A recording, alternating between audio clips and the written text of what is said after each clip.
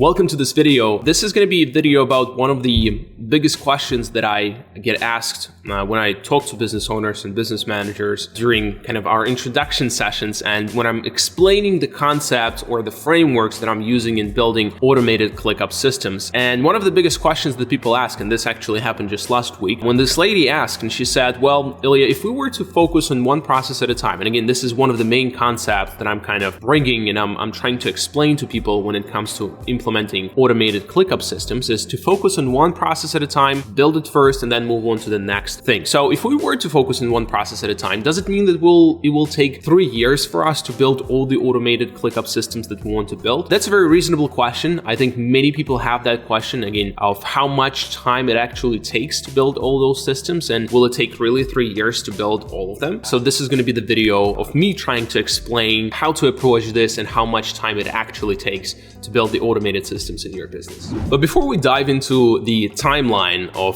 how to approach the automated ClickUp systems in our businesses, I want to answer a simple question, which is, why do we even bother implementing this automated ClickUp systems in the first place? And the answer comes from us wanting to grow our businesses, right? You either have grown your business or 100% over the last 12 to 24 months, or maybe you're planning to grow your business and want to serve twice as many customers. You want to have twice as many team members and double the revenue in the next 12 to 24 months. Now, with growth come some sort of pain points, come some struggles. And one of the main struggles is that the management side of the business and the admin side of the business becomes unbearable. It becomes so chaotic that some business owners and some business managers say, let's just pause the growth. Let's just pause the scaling, figure out all the problems and solve all the questions that we currently have and then move on with the scaling plan. So automated ClickUp systems come into play right here to help you not to pause that growth, but to essentially amplify that growth stage so that you not only can grow your top line, but you can also support that growth and, as I said, amplify that growth with the internal automated ClickUp systems in this case, again, and not stop growing and go beyond the goals that you had in mind for this current year or for the next 24 months. So now, as we understand the reasoning behind building these automated ClickUp systems, let's discuss the two approaches that we can take in implementing this in our business. The number one approach is basically rushing into building the automated system from scratch. Again, let's say you have a pain point, you've grown 100% over the last 24 months. You now have twice as many invoices than you used to process, and you want to implement this automated system, ClickUp system, to allow your team to process twice as many invoices without hiring more people. So the first approach, as I said, is you just have this big idea in your mind and you just say, all right, let's go and implement the automated system. So you start putting ideas in place, you start putting the design, you say, all right, we want this step to be automated, we want that step of the workflow to be automated, and you actually start building the automated system, right? It's going to take you, a month, 2 months,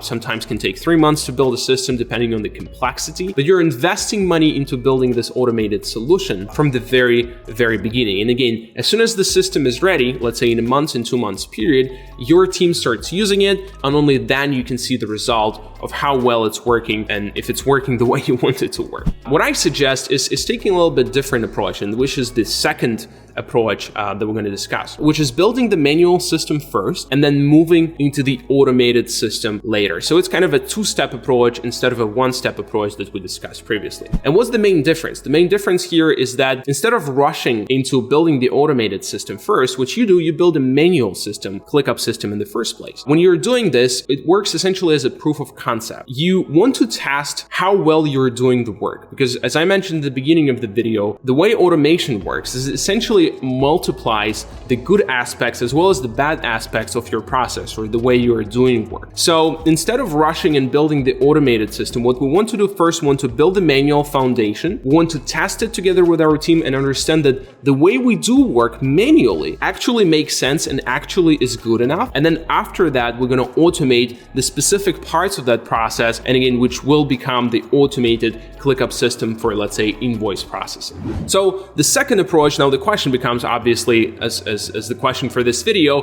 which approach takes longer, right? And how much time will it take? Because if I build a manual system first, then I need to build an automated system, and it can take years. But in reality, what I found based on my experience and the projects that I've had is by building the manual system first, you're actually saving yourself some time because you're not guessing and you're not investing your money into things that are not proved, right? Whenever you're building the manual system, you're proving the things. You're saying, this is exactly what we need. And even though in terms of like the overall timeline, it might take a week or two longer because you need some period of time for manual system to be tested, when building the automated system after having the manual system in place, it actually takes less time to implement all the automations because you already know exactly what you're looking for and how these things are going to work. So again, having these two approaches, and I know people most of the time as business owners and business managers, they want to get value out of the systems as soon as possible. You want to build a system and start using it momentarily. But again, with this IT projects and with this automated system implementations in ClickUp, it takes time, and the best approach is to build the manual system first, and after that, move into that automated system. So in addition to the benefits that we've discussed so far of implementing the manual system before building the automated system, there are three more things that I want to cover as the main benefits here. The number one is the team adoption. It's kind of one of the most common mistakes and most common issues with the system implementations is that teams do not use them, right? So when you implement something, you invested money, but your team members are not actually using the system. So the best way to kind of approach this team adoption and to increase that team adoption is by implementing the manual system first, because it's going to be very simple. So when you're sharing it with people and you're saying this is the system you're going to need to use, it's going to be much easier for them to adopt. It's going to be much easier for them to start using the system, understand the benefit of the system, and when the automation pieces come into play, again, they're going to support that initiatives rather than saying, oh no, that's not going to work for us. I don't want to use that system. So this is number one. It's going to be the team adoption. The number two is obviously the higher return on investment, because basically by implementing that manual ClickUp system first, as we said previously, you're going to decrease the risk of team not using it and risk of you building the actually something that aligns with the way you do work. So by, again, having this iterative approach, you're not only making your team happier and your team more likely to adopt the system and actually use the system, but it will be much easier for you to extract the value from the system that you've built. And the very last and probably the most kind of obvious thing is that the system that you're building, as I mentioned before, and I might have mentioned this in the first part of the video, is going to be much more aligned with the way you do work, and there will be lower risks of system not working the way you expect it to work, right? You're going to have much clearer expectations about what you're expecting from the system, how it's going to work, all the functionalities that are going to be part of the system, because you've already tested that manual system first. You understood the pain points. You understood where you're struggling, you understood the functionalities that you need to build, and again, you can now clearly see how that automated system is going to work in the next 4 weeks. So again, these are the three main things, or the benefits that come into play when you're implementing the manual system first and then moving on to the automated ClickUp solution. All right, so we've covered a lot in this video. I hope you enjoyed it, and if you have any questions, feel free to post them in the comments below. I also have some links in the description under this video with some helpful resources on how you can start building automated ClickUp systems for your business. So feel free to check them out. I'll see you next video very, very soon.